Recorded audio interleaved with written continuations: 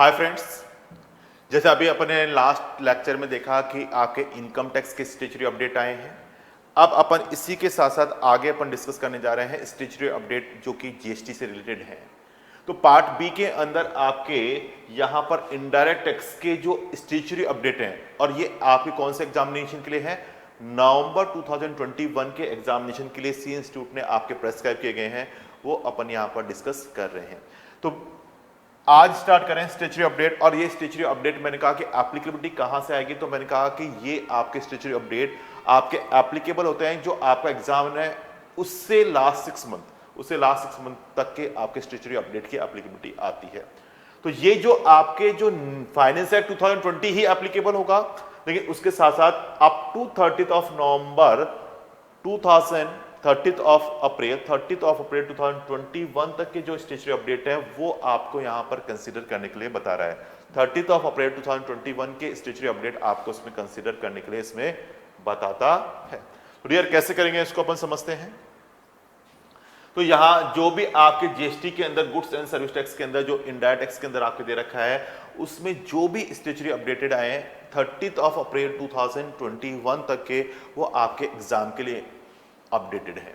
तो कई स्टूडेंट्स का मेरे पास कॉल आता है कि सर आपके स्टैट्यूटरी अपडेट, तो मैंने कहा अपन वही स्टैट्यूटरी अपडेट को कंसीडर करते हैं जो कि सी इंस्टीट्यूट ने अपनी वेबसाइट पे अपलोड किए। तो ये सारे के सारे सी इंस्टीट्यूट के ही अपडेटेड हैं, क्योंकि आपको अभी नंबर कौन देने वाला है, मैंने कहा सी इंस्टीट्यूट देने वाला है। तो आपको सी इंस्टीट्यूट को ही फोकस करना है और उसी के जो स्टैट्यूटरी अपडेट है उन्हीं को ध्यान से पढ़ना है। तो इनकम टैक्स का तो मैंने लास्ट लेक्चर में कराया था, अब अपन स्टार्ट करने जा रहे हैं जीएसटी के स्टैट्यूटरी अपडेटेड को। जीएसटी के अंदर कुछ अच्छे स्टैट्यूटरी अपडेट आए हैं, काफी डिटेल से आए हैं, उनको अपन डिस्कस कर रहे हैं।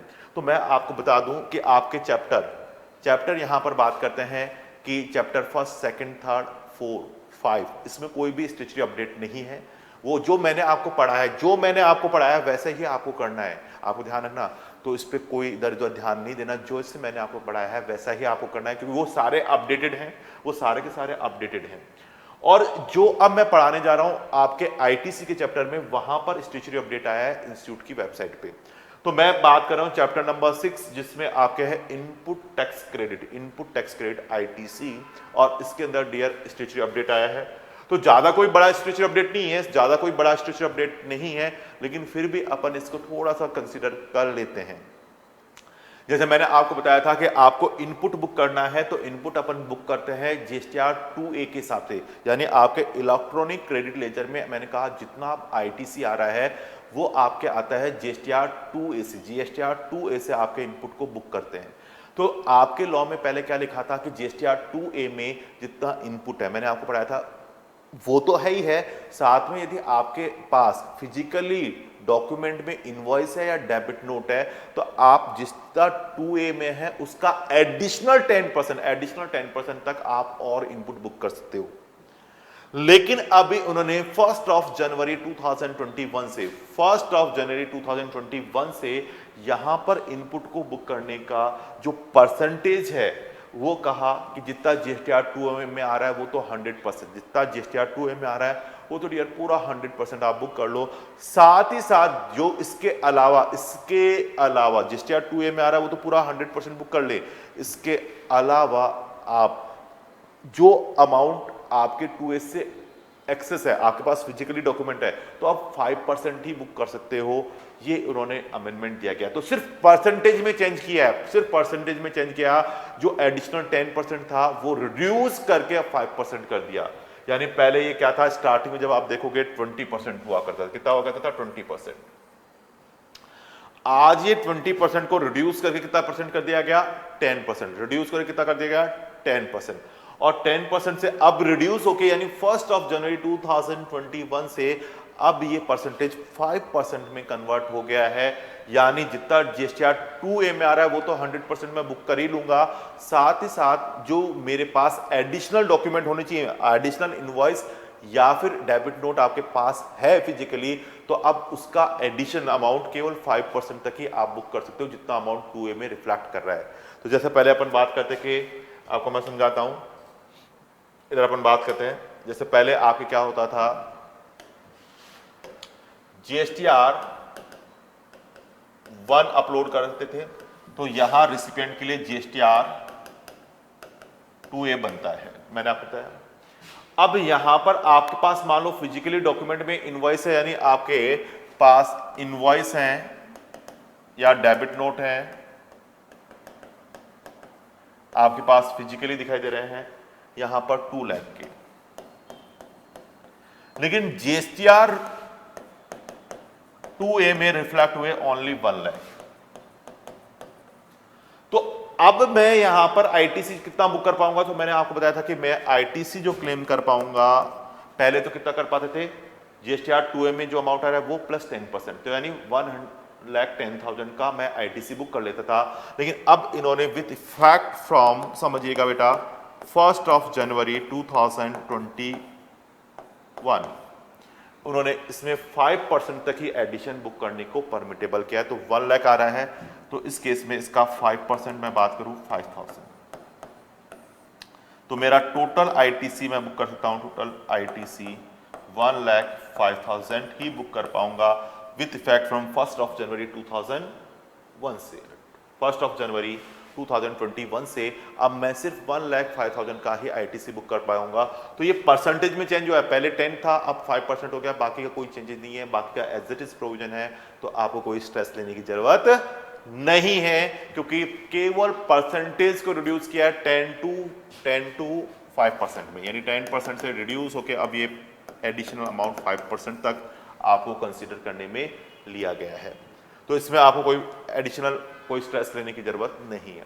दूसरा, आपके आईटीसी के चैप्टर में आपके एक और अच्छा अमेंडमेंट दिया गया, ये अच्छा अमेंडमेंट दिया गया है, जिसके अंदर क्या दिया गया कि आपको रेस्ट्रिक्शन दिया गया है कि आप पहले 100% आईटीसी बुक कर लेते थे। पहले आप क्या करते थे, 100% आईटीसी बुक कर लेते थे अपन, और 100% आईटीसी बुक करने के बाद गवर्नमेंट को कहते थे कि नहीं जी हमारे पास कैश पेमेंट करने को नहीं है, कोई दिक्कत नहीं है, हमारे पास तो आईटीसी पड़ा हुआ है।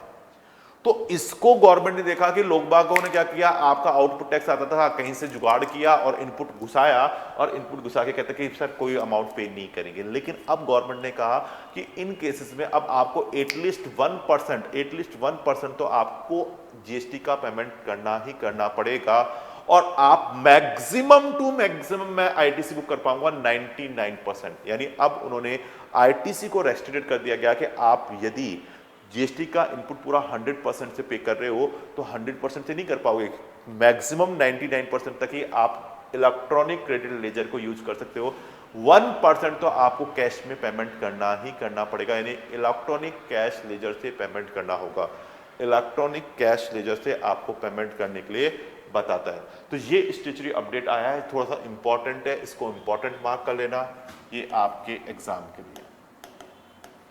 और मैंने आपको बताया कि आईटीसी में तो बेटा एक क्वेश्चन आता ही आता है, तो इसमें कह रहा है कि with effect from 1 January 2021 a new rule 86B has been inserted in GST rule to restrict the amount available in the electronic credit laser. यानी जो इलेक्ट्रॉनिक क्रेडिट लेजर में मैं अमाउंट बुक करता था पहले 100% तक ले सकता था, लेकिन अब उन्होंने इसका मैक्सिमम लिमिट डिसाइड कर दिया 99%, और फिर वो कहता है कि 1% तो अब आपको क्या करना होगा, किससे पे करना होगा, आपको किससे पे करना होगा, इलेक्ट्रॉनिक कैश लेजर से पेमेंट करना होगा। लेकिन उसके लिए कंडीशंस भी दी गई हैं।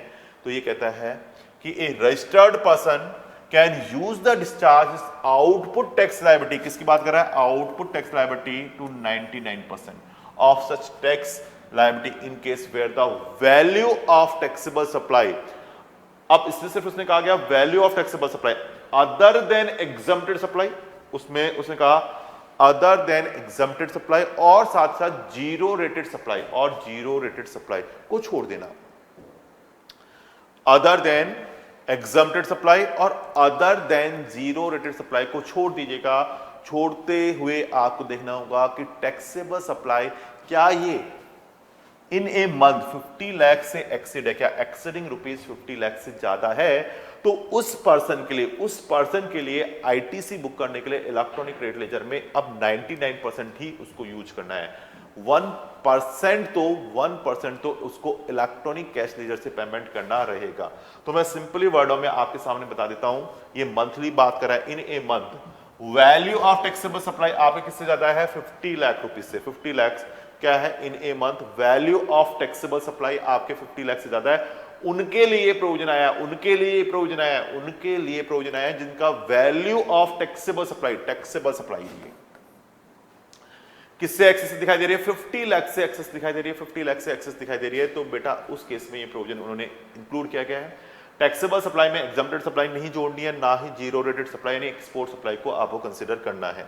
तो ऐसे केस में maximum ITC can be claim 99% of electronic credit laser, 99% ही मैं क्रेडिट उसका बुक कर सकता हूं। आउटपुट टैक्स लायबिलिटी जैसा अपन इसमें बात करते हैं कि मैं यहां पर आउटपुट टैक्स लायबिलिटी आ रही है 100%, तो मैं आईटीसी के थ्रू 99% पे कर पाऊंगा, बाकी का रेस्ट 1% मुझे किससे पेमेंट करना है, ये कहता है इलेक्ट्रॉनिक कैश लेजर से पेमेंट करना होगा यदि मेरी मंथली यहां पर जो वैल्यू ऑफ टैक्सेबल सप्लाई किससे ज्यादा है, 50 लाख से एक्सेस है। अब साथ ही साथ ये तो आपको समझ में आ गया, यानी 1% आपको इलेक्ट्रॉनिक कैश लेजर से पेमेंट करना है, 1% आपको इलेक्ट्रॉनिक कैश लेजर से पेमेंट करना है। अब इसी के साथ साथ उन्होंने क्लॉज दे दिया किस तरह से, तो एग्जाम्पल अपन समझते हैं, एग्जाम्पल आप समझोगे तो आपको इजीली समझ में आ जाएगा, तो मैं एग्जाम्पल के साथ आपको लेके चलता हूं। आपके स्टेचुरी अपडेट में ये एग्जांपल दे रखा है, उसी एग्जांपल को अपन डिस्कस कर रहे हैं, उसी एग्जांपल को बात करें। Total value of inter state supply of Raman and sons for the month of February 2021, तो बेटा आपके स्टेचुरी अपडेट का आया, तो वहां से अपन बात कर रहे हैं 2021 is ₹100 lakhs in A months wise calculate करना है, मंथ वाइज इन ए मंथ्स, और ये फैब वाला मंथ है, इसमें कह रहा है 100 लाख से, तो 50 लाख से ज्यादा है value of taxable supply. Sad supply is taxable at the rate of 18%, और वो किस रेट से टैक्सेबल है, 18% IGST। Thus the total output tax liability of the Raman and Sons is ₹18 lakhs, और टोटल टैक्स लायबिलिटी कितनी आ गई, 18 lakhs आ गई। भाई 100 lakhs का 18%, 18 लाख सिंपल है। हाँ जी, amount available electronic credit ledger is the 20 lakh, और मेरे इलेक्ट्रॉनिक क्रेडिट लेजर में अमाउंट कितना दिखाई दे रहा है, 20 lakhs। तो मैं आराम से पहले क्या करता था, गवर्नमेंट को कुछ पे नहीं करता था, कहता देखो 18 लाख आउटपुट टैक्स लायबिलिटी और 20 लाख मेरे पास आईटीसी, अभी तो 2 लाख का आईटीसी और बच गया, और मैं कोई भी अमाउंट यहां पर पे नहीं करता था।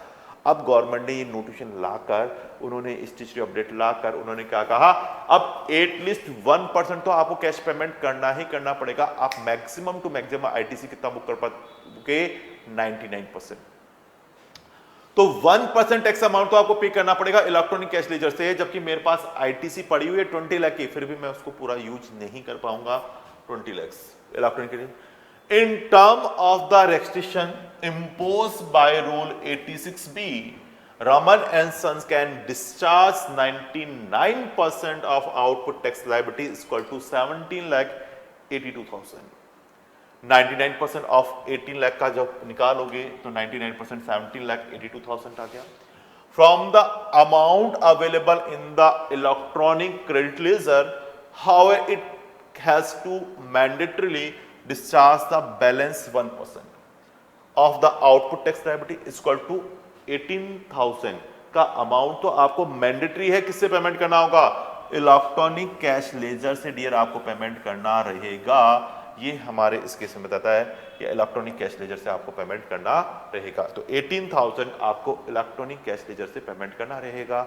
ये आपका सिंपल सा एग्जांपल बताता है। तो बहुत अच्छी तरह से मैंने आपको ये दोनों प्रोविजन समझा दिए। अब इसमें आप जाओगे तो इसमें इन्होंने रेस्ट्रिक्शंस दे दी गई, यानी ये प्रोविजन एप्लीकेबल नहीं होगा, कौन, जो अच्छे आदमी है उनको आप 100% आईटीसी बुक कर सकते हैं। जो अच्छे आदमी हैं उन्होंने कहा वो 100% आईटीसी ले सकते हैं। तो इसमें सबसे पहले कहता है कि ये रेस्ट्रिक्शन किसके ऊपर एप्लीकेबल नहीं होगा, तो उसने कहा where the said person is proprietor, karta, managing director और any of its 2 partner, whole time director, member of managing committee of association or board of trustee, as the case may be, have paid more than 1 lakh of income tax in each of 2 financial year, यानी उन्होंने जो income tax का amount पे किया है ना, 1 लाख से ज्यादा पेमेंट कर दिया, तो ये हमारे इस केस में होता है इनकम टैक्स 1 लाख से एक्सेस पेमेंट कर दिया in the 2 financial year, each financial year में। तो ये हमारे इस केस में कंसेप्ट आपके बताता है, तो ये हमारे इस केस में कंसेप्ट आपके बताता है। तो डियर इसमें इसने क्या कहा, इनकम टैक्स आपके पे कर दिया 1 लाख से ज्यादा इन 2, ये ध्यान देना 2 फाइनेंशियल ईयर में, 2 फाइनेंशियल ईयर में, each of the 2 financial year, हर एक साल 2 फाइनेंशियल में 1 लाख से ज्यादा का इनकम टैक्स का पेमेंट कर रखा है, तो उसके लिए आपके ये रेस्ट्रिक्शन अप्लाई नहीं होगा और वो 100% आईटीसी क्लेम कर सकता है। एंड देन सेकंड आता है where the registered person has receive a refund of more than 1 lakh in the preceding financial year on account of unutilized ITC in case zero rated supply, जैसे मैंने कहा export की बात करते हैं तो अपन क्या करते हैं, zero rate supply made without payment of tax, और एक आता है inverted duty structure. Inverted duty structure का मतलब मैंने बताया था आपको, इन्वर्टेड ड्यूटी स्ट्रक्चर का मतलब है मेरा आउटपुट सेल तो किससे हो रही है, 5% की रेट से, आउटपुट तो मेरा किससे आ रहा है 5% से, और मेरा इनपुट किससे आ रहा है 18% से, तो मेरा आईटीसी ज्यादा है, इनपुट ज्यादा है और आउटपुट कम है, तो उसको बोलते हैं इन्वर्टेड ड्यूटी स्ट्रक्चर। एक्सपोर्ट के केस में तो आपको जीरो रेटेड सप्लाई कहां आती है एक्सपोर्ट में, जीरो रेटेड कहां आती है एक्सपोर्ट में, जीरो रेटेड सप्लाई कहां आएगी काम में, एक्सपोर्ट में। और इन्वर्टेड ड्यूटी स्ट्रक्चर का मतलब आप समझ लो, मैं इधर बताता हूं भाई, एक्सपोर्ट आप कर रहे हो तो इसमें रिफंड आपके दो तरह से तैयार हो रहा है, एक तो जीरो रेटेड सप्लाई, तो आपको डियर मैंने बताया था जीरो रेटेड का मतलब है एक्सपोर्ट, जो कि गुड्स का भी हो सकता है और सर्विस का भी हो सकता है, बताया था। एक रिफंड आपको बनता है इन्वर्टेड ड्यूटी स्ट्रक्चर।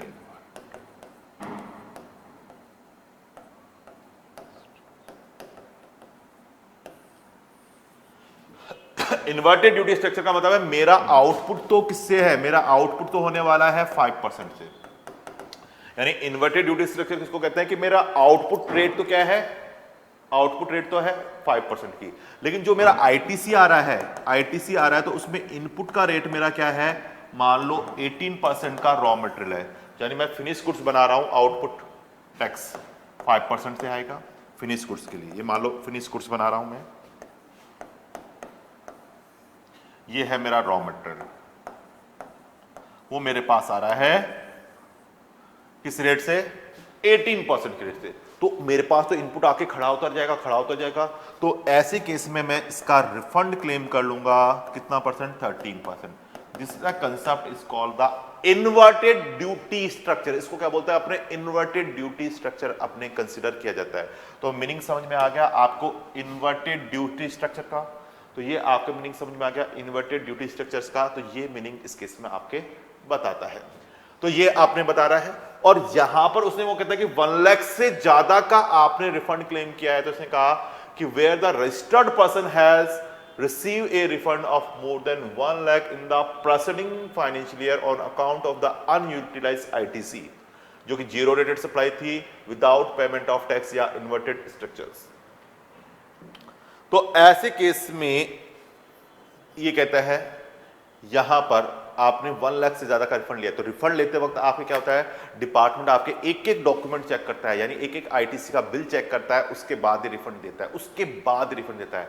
तो गवर्नमेंट ने कहा फिर तो ये फर्जी काम करेगा नहीं, तो ऐसे आदमी को भी क्या करने दो, 100% आईटीसी बुक कर सकता है, 100% आईटीसी उसको अवेलेबल हो जाएगी, उसके लिए 99% का कंसेप्ट अप्लाई नहीं होगा। या फिर कह रहा है कि where the registered person has discharged his liability toward the output tax toward the electronic cash ledger for an amount which is excess 1% of the total output tax liability applicable accumulatedly up to the said month in the current financial year, up to the said month in the current financial year, up to the said month in the current financial year.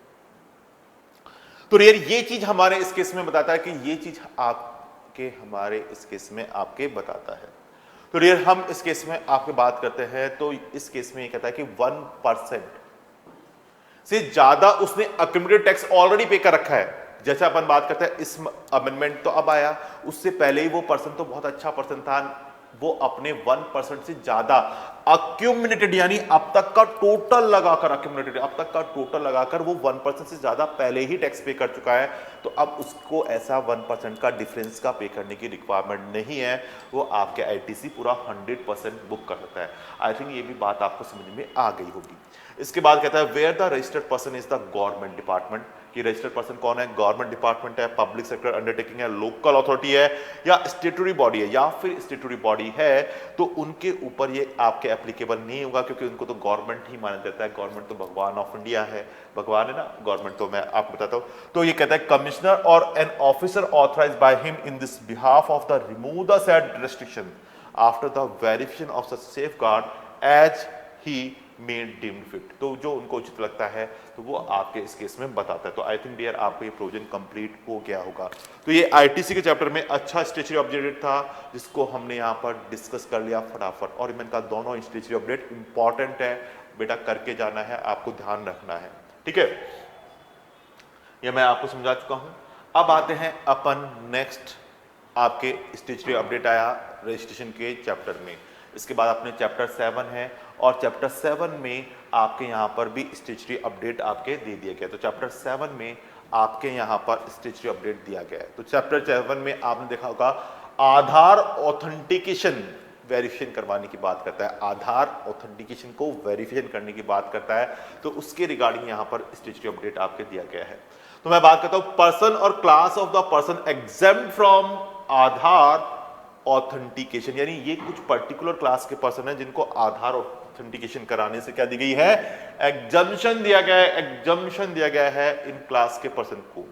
तो ये कहता है कि section 25(6)(d) of CGST act stipulate that the provision relating to the Aadhaar authentication shall not apply to such person or class of person or any state or union territory or part thereof as may be notified, earlier पहले कहता था following person are notified by this person, यानी non citizen of India, a person who is not a citizen of India, यानी वो Indian citizen नहीं है, तो आधार card आएगा कहां से ऑथेंटिकेशन कराएगा जब सिटीजन ही नहीं है। दूसरा, a person of class, a class of person other than the following class of the person, इनको छोड़ दीजिएगा, इंडिविजुअल है, ऑथराइज सिग्नेटरी है of all tax payer, managing and authorise partner, तो इसका एक class of person other than, इनको छोड़ना है, other than the following class of the person, इनको छोड़िएगा, managing and authorise partner, karta of a Hindu undivided family, तो इनको छोड़। तो कहता है कि आपके कोई भी फॉरेनर है, एक तरह से नॉट सिटीजन ऑफ इंडिया है, उसको जरूरत नहीं है, या फिर इनको तो जरूरत है, इनको छोड़कर, तो ये तो क्या है, रिक्वायर्ड है। अब इसमें अमेंडमेंट क्या आया वो अपन बात करते हैं कि the following person have been exempt from the Aadhaar authentication.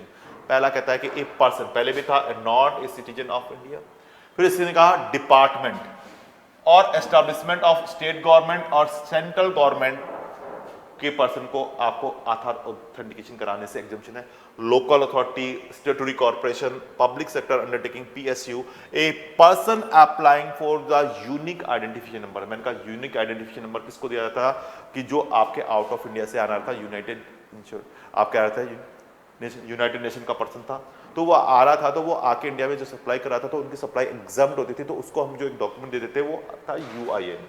याद आ गया? बिल्कुल सर, बिल्कुल याद आ गया। तो उस प्रोविजन के लिए आपके इसमें बताता है। आगे लेते हैं, revise time limit. Revise time limit in the prescribed under rule 9, ये आपके टाइम लिमिट के अंदर चेंजेस कर दिया। जैसे पहले आपको मैंने कहा था कि आपको जीएसटी नंबर जब आप एप्लीकेशन देते तो विद इन 3 डेज में आपको जीएसटी नंबर मिल जाता है। अभी डियर उसका टाइम लिमिट बढ़ाकर ये 7 ईयर कर दिया गया, यानी टाइम लिमिट अब बढ़ाकर कितना कर दिया है, 7 ईयर का टाइम लिमिट आपके इसमें बता दिया गया है। तो इसने कहा rule 9 of CGST rule which provide the provision relating the verification of the application of registration and this approval has been amended 22nd of December 2020.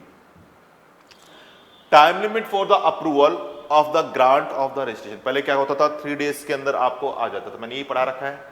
अब आपके उन्होंने कहा कि 3 डेज की जगह उन प्रॉपर ऑफिसर आपके 7 डेज का टाइम यहाँ पर उसको परमिटेबल कर दिया है। तो उसने कहा The time limit for approving the grant of the registration to the application by the proper officer if the application and accompanies document are found to be in order has been increased from 3 working days to 7 working days from the date of submission of the application. यानी जिस दिन उसने application submit की उससे 7 working days के अंदर registration के लिए वो आपके बताता है। तो एक स्टेचुटरी अपडेट दे दिया, ये ज़्यादा कुछ बड़ा खास नहीं है।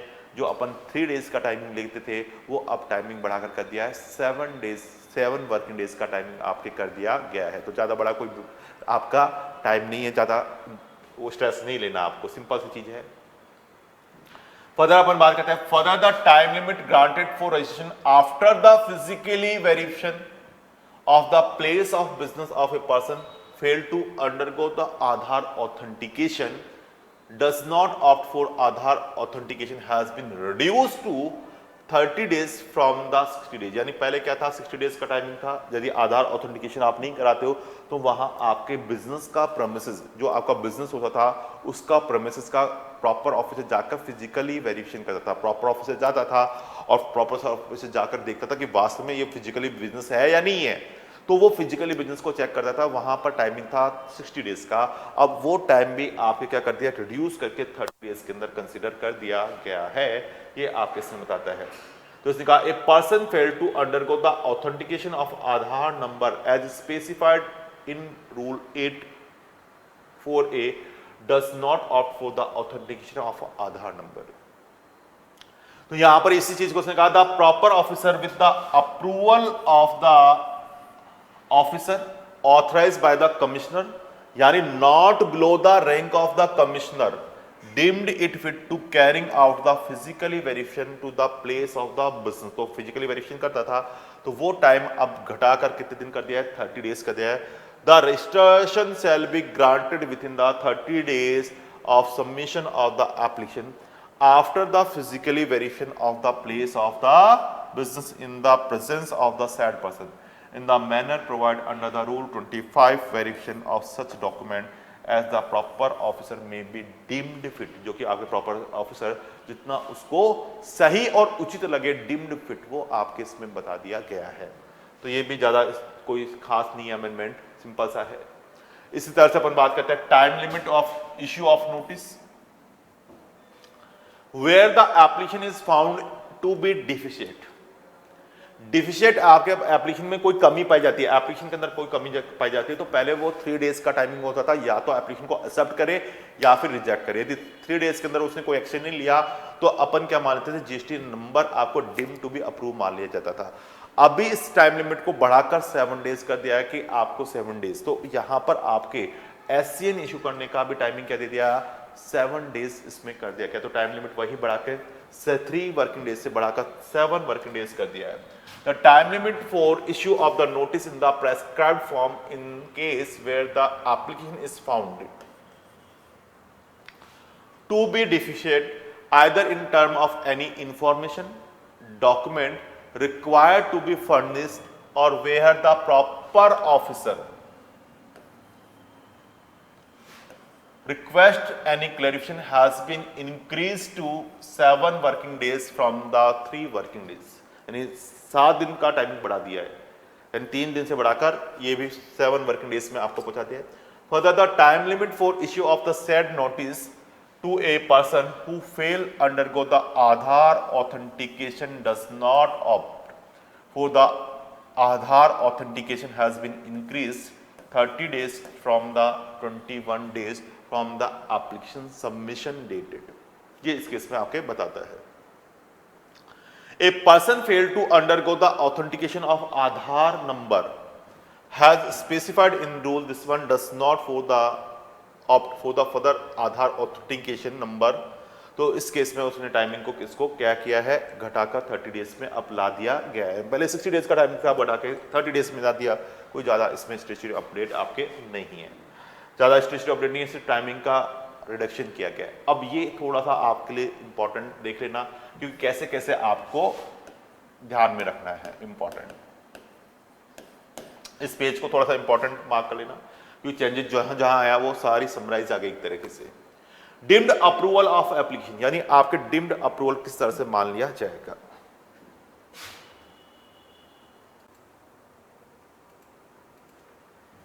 तो डियर ये आपके देखो अपन बात करते हैं कि डिम्ड अप्रूवल ऑफ एप्लीकेशन। तो डिम्ड अप्रूवल ऑफ एप्लीकेशन कब मानी जाएगी, तो इस केस में कहता है in case where the application for the grant of the registration shall be deemed to be have been approved if the proper officer have failed to take any action within a period of। तो जैसे अपन बात करते हैं, सबसे पहले अपन बात करते हैं जो टाइम लिमिट मैंने कहा 60 डेज से रिड्यूस होकर 30 डेज हो गया फिजिकली वेरिफिकेशन के लिए। तो इसमें कहा registration is to be granted after the physically verification of the premises of a person who failed to undergo the Aadhaar authentication, यानी जो पर्सन आपके आधार ऑथेंटिकेशन कराने में फेल हो गया है। तो ऐसे केस में वहां पर प्रॉपर ऑफिसर जाकर फिजिकली वेरिफिकेशन करेगा, फिजिकल वेरिफिकेशन करेगा। तो ऐसे केस में वो टाइमिंग क्या हो गया 30 days from the date of the submission of the application. फिर कहता है the person other than those covered above, इसके अलावा जो भी पर्सन है, तो मैंने कहा 3 वर्किंग डेज का टाइमिंग था जो कि अब इंक्रीज कर दिया गया है 7 वर्किंग डेज के अंदर आपके एक तो रजिस्ट्रेशन को या एससीएन इशू करने के लिए।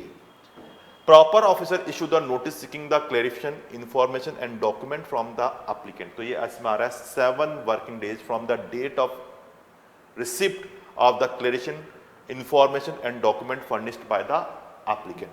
तो ये हमारे इस केस में आपके बताता है। इसके बाद इसने कहा कि कोई भी पर्सन वॉलेशन करता है of condition of taking ITC, यानी गलत तरीके से आपके आईटीसी क्लेम करा है, गलत तरीके से आपका आईटीसी ले रहा है, मिसमैच करवाता है of GSTR 1 and GSTR 3B। जैसे मान लो किसी को आईटीसी चाहिए तो उसने क्या कर दिया कि इनपुट बढ़ाकर दिखा दिया, इनपुट आपके बढ़ाकर दिखा दिया। तो ऐसे केस के अंदर जीएसटीआर 3B के अंदर इनपुट बढ़ाकर दिखा दिया और जीएसटीआर 1 के अंदर आपको क्या है कि यहां पर उसने क्या कर लिया सेल्स को बढ़ाकर दिखा दिया जिससे कि अगले पर्सन को आईटीसी मिल जाए। जैसे मान लो उसने अपने दिखा दिया 10 करोड़ का और जीएसटीआर 3B में सेल्स कितनी दिखा रहा है केवल 20 करोड़ की, तो 80 करोड़ की उसने सप्लाई को क्या कर लिया रिड्यूस करके दिखा रखा है, टैक्स पे नहीं किया। तो ऐसे पर्सन के लिए उन्होंने कहा गया कि rule 86B to make the GST registration of a person liable to be cancel. तो वहां पर उसका जीएसटी नंबर को क्या कर दिया बना दिया जाएगा कि लायबल बना दिया जाएगा कैंसिल करने के लिए, लायबल बना दिया जाएगा कैंसिल करने के लिए। As per the section 29(2)(a of the CGST Act, the proper officer may cancel the registration। तो प्रॉपर ऑफिसर क्या कर देगा आपके रजिस्ट्रेशन को क्या कर देगा कैंसिल कर देगा of a registered person where he has contravened such provision of CGST Act or rule made thereunder as may be prescribed. This contravention has been prescribed by Rule 21 of the CGST rule, जिसके अंदर आपके बता रहा है avail the ITC in violation of the provision of section 16 of the CGST Act or rule made thereunder, rule made thereunder। तो इसमें आ रहा है रजिस्टर्ड पर्सन जो भी आप कह रहे हैं, रजिस्टर्ड पर्सन जो भी इस केस में आ रहा है। तो violation of the provision of Rule 86B discuss earlier, जैसे कि अपन ने ऑलरेडी डिस्कस कर लिया है। और इसी तरह से कह रहा है कि furnish the detail of outward supply, जैसे मैंने कहा आउटवर्ड सप्लाई आ रही है जीएसटीआर 1 में, आउटवर्ड सप्लाई जा रही है in form GSTR 1 from 1 or more tax period with is in excess of the outward supply declare by him in his valid return under the section 39 for the said tax period. तो GSTR 3B किस case में आपके बात करते हुआ बताता है। तो ये हमारे इस केस में कंसेप्ट आके बता रहा है। तो यहां पर अपन बात करते हैं एक्सेस सप्लाई, जैसे आपके आ गई 80 करोड़ की, तो ये आपके क्या कर रहा है यहां जीएसटीआर 3B में टैक्स पे करना होता है। तो जीएसटीआर 3B में टैक्स कम पे किया और सामने वाले को आईटीसी गलत दे दिया जिसको नहीं मिलना था। तो आपने जीएसटीआर 1 में सप्लाई दिखाकर आपकी कंसेप्ट काम कर रहे हो।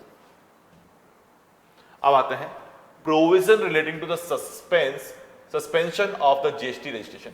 अब आगे आ रहा है suspension of the GST registration in amended rule 21A। अब इस केस में कहता है कि आपके यहां पर आपके जीएसटी के रजिस्ट्रेशन को सस्पेंड करने के लिए आपको बता रहा है, सस्पेंशन के लिए बता रहा है कब कब सस्पेंड किया जा सकता है। तो इसके लिए आपके पहले क्या था कि आपका किसी का रजिस्ट्रेशन को आप सस्पेंड करोगे, कैंसिल करोगे, तो ऐसे केस के अंदर तो इस केस में बता रहा है where the proper officer has reason to believe, यानी प्रॉपर ऑफिसर के पास क्या होना चाहिए, रीजन टू बिलीव कि इसका सस्पेंड कर दूं, मैं इसका जो रजिस्ट्रेशन है उसको सस्पेंड कर दूं, तो ऐसे केस में वो सस्पेंड कर सकता है। तो पहले क्या था, अपॉर्चुनिटी टू बी हियरिंग, एक बार अपॉर्चुनिटी देनी होती थी, लेकिन अभी गवर्नमेंट ने कहा कि जब ये लॉ को परस्यू नहीं करा तो फिर आपको अपॉर्चुनिटी तो उस पर्सन को दी जानी चाहिए जो सही हो। यहां तो सीधा सीधा ये कॉन्ट्रावेशन कर रहा है प्रोविजंस को, तो हमें जो अपॉर्चुनिटी देने का जो टाइमिंग था उसको अपॉर्चुनिटी को विड्रॉ कर लिया। गवर्नमेंट ने कहा ऐसे पर्सन को अपॉर्चुनिटी देने की जरूरत नहीं है जो कॉन्ट्रावेशन ऑलरेडी कर रहा है लोग को, तो उसको यहां पर अपॉर्चुनिटी को देने की रिक्वायरमेंट नहीं है, तो अपॉर्चुनिटी को विड्रॉ कर लिया गया। जैसे अपन करते हैं ना कि किसी को भी फांसी की सजा देते हैं तो चलो एक बार अपॉर्चुनिटी देते हैं, यहां पर उन्होंने कहा कि किसी का भी यदि रजिस्ट्रेशन को सस्पेंड कर रहे हैं तो उसके लिए जो अपॉर्चुनिटी का टाइम था वो अब देने की जरूरत नहीं है, यदि प्रॉपर ऑफिसर के पास क्या है, हैज रीजन टू बिलीव, यानी उसके पास प्रॉपर रीजन होना चाहिए, reason to believe that the registration of a person is liable to be cancel. He can now suspend the registration of such person pending the cancellation proceeding without affording the said person a reasonable opportunity of being heard. Reasonable opportunity. तो ये इस case के अंदर आपके बता रहा है, तो ज्यादा इसमें कुछ भी नहीं है, इसको भी आप देखोगे तो आपके लिए फटाफट हो जाएगा। आगे अपन बात करते हैं, नेक्स्ट अपन बात करें। अब ये जो आप रजिस्ट्रेशन को कैंसिल करोगे तो उसने कहा said person shall be intimate in the prescribed form by sending a communication to his email, एक ईमेल पे आपके इंफॉर्मेशन जाएगी, sending email address provide at the time of the registration और an amendment from the time to time. तो यानी उसके mobile पे और जैसे मैंने कहा जो जीएसटी नंबर लिया है उसके मेल पर आपको इसकी क्या करना है, इंफॉर्मेशन भेज देनी है। साथ ही साथ कहा in case where the cancellation is initiated by the department it is on an registration of a person has been suspended such person shall not be granted any refund. तो जैसे ही सस्पेंड हो गया तो उसको फिर रिफंड जो मिलता है, जैसे अपन ने कहा कि आपके जीरो रेटेड सप्लाई या इन्वर्टेड ड्यूटी स्ट्रक्चर के अंदर आपको रिफंड मिल जाता है, तो ऐसा उसको रिफंड भी नहीं मिलेगा। यदि सस्पेंड हो गया तो फिर किस बात का रिफंड, तो आपको सस्पेंड यदि कर दिया गया है तो आपको रिफंड वहां जो आपको मिलने वाला है वो भी नहीं मिलेगा। ये चीज इस केस में बता रहा है। Sub rule 4 the provide that the suspension of registration shall be deemed to have been revoke upon completion of the cancellation proceeding by the proper officer with effect from the date on which the suspension has come into effect. A provision has been inserted Rule 21A4 which provide as follow. The suspension of the registration may be revoked by the proper officer any time during the pendency of the proceeding for the cancellation if he deemed fit. तो ये इस case में आपके बताता है कि ये proceeding आपके बताता है कि प्रॉपर ऑफिसर को जो भी डीम्ड फिट लग रहा है उसके हिसाब से उसको आगे वर्क करने के लिए बताता है। तो आई थिंक ये आपके इसमें कवर हो गया। अब इसके बाद आपके चैप्टर 8 में भी थोड़ा बहुत अमेंडमेंट आया, ज्यादा कुछ अमेंडमेंट नहीं है, ई इनवॉइसिंग के रिगार्डिंग आपके बता रहा है। चैप्टर 8 की अपन बात करें ई इनवॉइसिंग के लिए, तो चैप्टर 8 के अंदर ये कहता है, अपन बात करें चैप्टर 8 के लिए, तो चैप्टर 8 आपके बता रहा है ई इनवॉइसिंग, और ये अब आपके मैंडेटरी कर दिया कि यदि mandatory for all registered business, mandatory कर दिया ई इनवॉइसिंग की, जिसके आपने देखा क्यूआर कोड वगैरह भी इनवॉइस के ऊपर आते हैं जिससे आप पेमेंट करो डायरेक्टली आपके बैंक अकाउंट में चला जाए। तो वो चीज इसके अंदर आ रही है, e invoicing mandatory to all registered business with aggregate turnover in the preceding financial year from 17-18, यानी ऐसा नहीं कि 17-18 से किसी भी साल में उसका एग्रीगेट टर्नओवर 50 करोड़ से एक्सीड हो, 50 करोड़ से एक्सीड हो, तो उसके लिए दिया गया है। यानी कि प्रेसीडिंग, इसने कहा 17-18 से, जब जीएसटी आया था, आपको पता है जीएसटी इंट्रोड्यूस हुआ था आपके 1 जुलाई 2017, तो वो कह रहा है 17-18 से ही कोई भी सालों में प्रेसीडिंग फाइनेंशियल कहां से 17-18 से किसी भी साल में आपका एग्रीगेट टर्नओवर 50 करोड़ से एक्सीड है, तो वहां इन इनवॉइसिंग को इन्होंने लाया गया। कब से? With effect from 1 October 2020 all registered person with an aggregate turnover based on PAN number, PAN number का मतलब है ऑल इंडिया का aggregate turnover in any preceding financial year 17 and 18 onward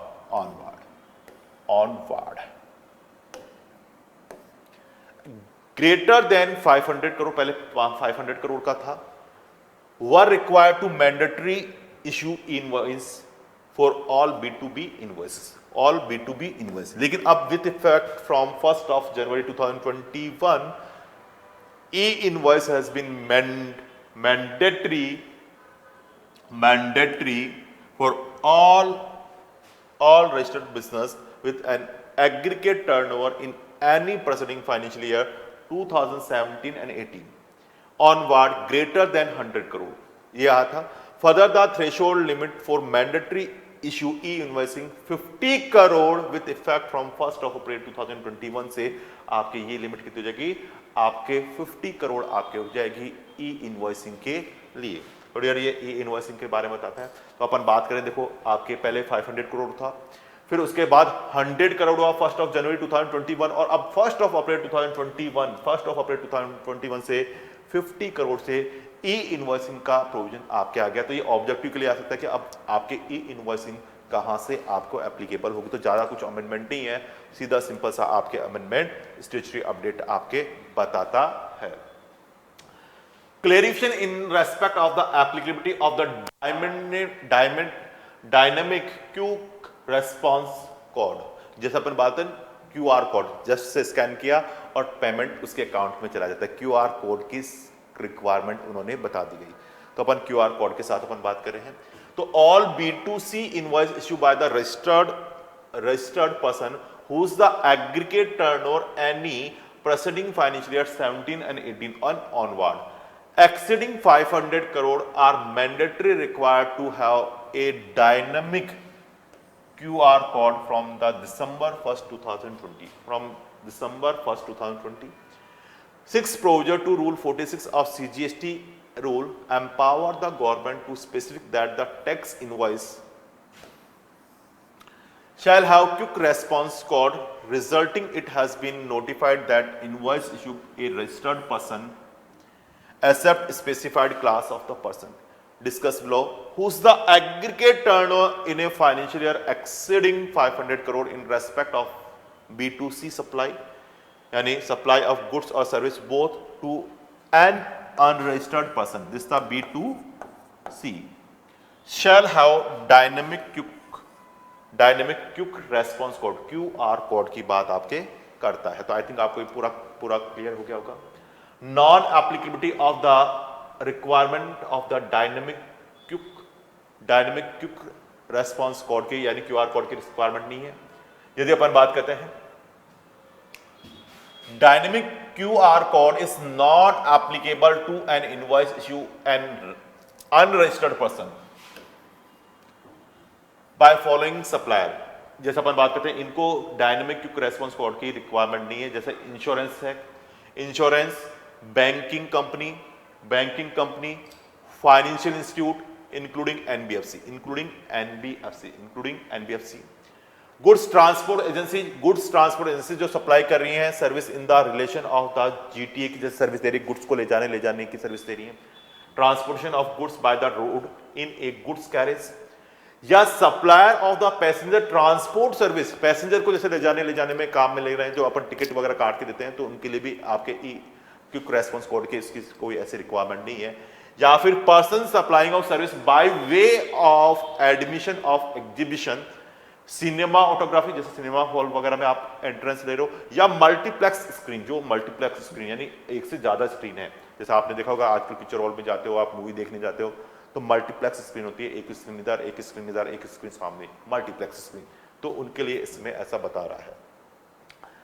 supplier of online information and database access of the retrieval OIDR services के लिए इसमें आपके concept बता रहा है। OIDAR सर्विसेज के लिए इसमें कंसेप्ट आपके बता रहा है। तो ये कहता है no dynamic quick response code in case of the export, ना ही ये डायनेमिक क्विक रेस्पॉन्स कोड आपके एक्सपोर्ट के लिए काम आने वाला है। यानी जब आप गुड्स एक्सपोर्ट कर रहे हो तो उसके लिए भी ये प्रोविजन एप्लीकेबल नहीं होगा, विल नॉट बी एप्लीकेबल। ये इस केस में आपके कंसेप्ट यहां पर बता रहा है। करेक्ट जी।